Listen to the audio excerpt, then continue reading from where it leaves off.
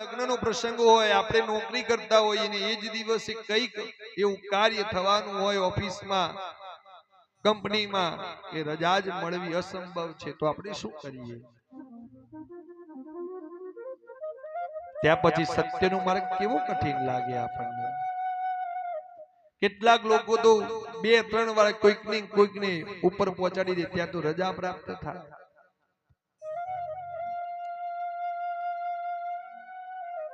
આ ઉદરપૂર્તિ માટે આપણે કેટલાય પ્રકારના પ્રપંચો કરીએ છીએ, પાપ કર્મ કરીએ છીએ, ત્યારે તો આપણને રોટલો પ્રાપ્ત થાય.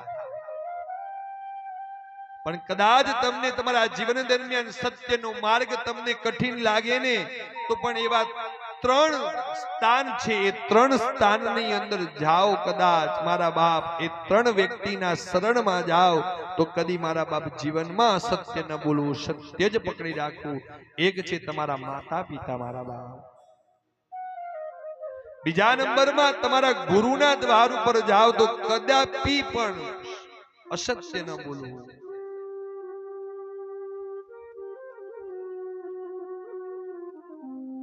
અને તમે જેની પૂજા કરો છો, તમે જેને ઈષ્ટ માનીને બેઠા છો, એ તમારા ભગવાન, જેની તમે માળા કરો છો, જેને તમારું સર્વસ્વ માનો છો, એના શરણમાં તમે પ્રાર્થના કરો ને તો પણ કદી અસત્ય ન બોલવું. મારા બાપ મારું કદી નહીં સાંભળે.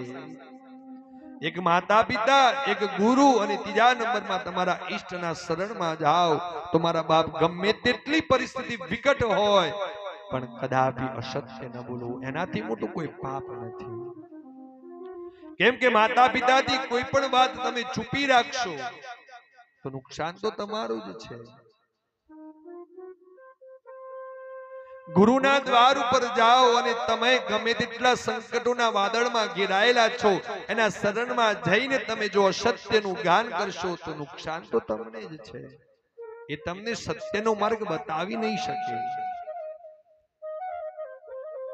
ને તમારે એનો અનુભવ કરવો હોય તો કરજો. કદાચ તમારા કોઈ દુઃખોથી તમે ઘેરાયેલા હોય, સંકટોના વાદળોથી ઘેરાયેલા હો, તમારા માતા પિતા, તમારા ઘરની અંદર દાદા દાદી, વડીલ વર્ગ છે, એમના જોડે બેસીને ખાલી સલાહ લેજો. હું એટલું સાથી ઠોકીને કહીશ કે તમને 100% એમાંથી રસ્તો મળે ને મળે. એમને એના વાર દોડા નથી થયા. કેટલાય દુઃખોના વંટોળોમાંથી બહાર નીકળેલો વ્યક્તિ છે, કેટલાય એને પોતાના જીવનમાં કેટલાય અનુભવો કરી ચૂકેલો એ વ્યક્તિ છે, ત્યારે તમને સલાહ આપે છે. તો તમે એને ગમે તેટલી વાર અપમાન કરો ને તો પણ એ તમારા વાતને નકારશે નહીં. એટલે અહીંયા સનત કુમારજીએ કીધું કે સત્યનો માર્ગ મોકળો છે, પણ સત્યનો માર્ગ અપનાવવા માટે આ શિવ મહાપુરાણને સમજવું પણ જરૂરી છે.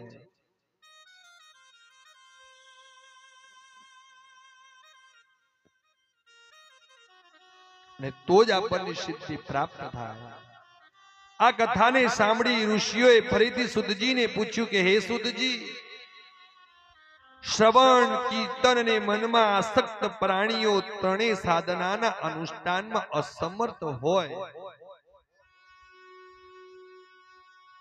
તો કયા ઉપાયથી મુક્તિ પામી શકે? ત્યારે સુતજીએ કહ્યું કે જે પુરુષ આ ત્રણેય ઉપાય દ્વારા શિવજીની ભક્તિ કરવામાં સમર્થ ન હોય તો તેને લિંગેશ્વરની સ્થાપના કરી એની પૂજા કરવી. હવે આપણે સમજીએ કે આ લિંગ શું છે.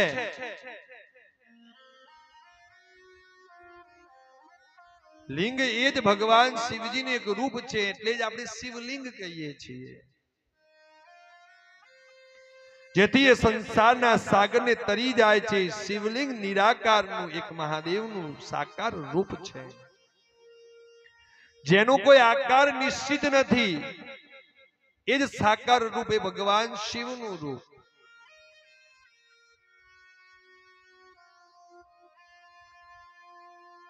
શિવલિંગમાં સાક્ષાત ભગવાન શંકર નિવાસ કરે છે.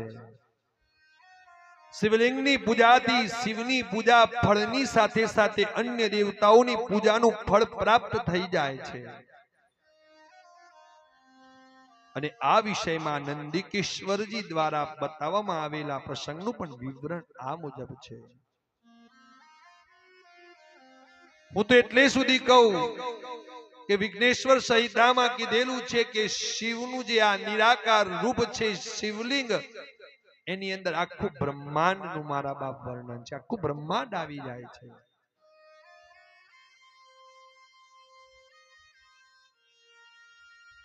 એના ઉપરના ભાગને આપણે જે સ્વર્ગલોક છે, મૃત્યુલોક, સ્વર્ગલોક છે, નર્કલોક છે, આપણે જે આપણે કલ્પના કરીએ છીએ, વૈકુંઠ લોક છે, આપણે જોયો નથી. એ શિવલિંગના ઉપરના ભાગને આપણે જાણીએ. મધ્ય ભાગ છે જે આપણે નિવાસ કરીએ છીએ, જે પૃથ્વી લોક, મૃત્યુ લોક, એને આપણે જાણીએ. અને અંત ભાગ છે જે નીચે પાતાળ લોક, એને જાણીએ. આ 14 બ્રહ્માંડ એક લિંગની અંદર સમાવિષ્ટ થઈ જાય છે. એટલે જ કીધું છે કે એ આ શિવલિંગના સ્વરૂપ ઉપર એક લોટાની જલની ધાર ખાલી તમે અર્પણ કરો ને તો ભગવાન શિવ મારો ભોળિયો નાથ પ્રસન્ન થાય છે.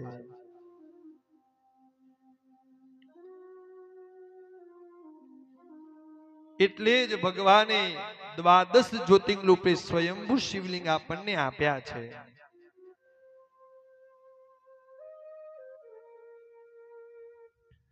એટલે જ આપણા ઋષિ મુનિઓએ કીધું છે શાંતાકારમ શિખર નયનમ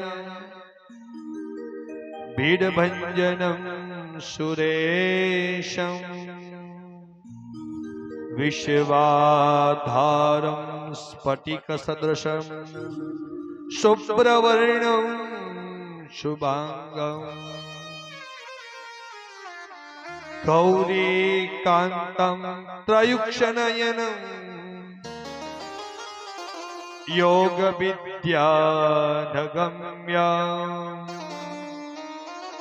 વંદે શંભો ભવભયહર સર્વલોકૈકનાથમ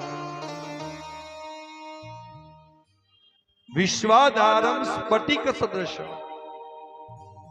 શુભ્રવર્ણમ શુભાંગમ ગૌરીકાંતમ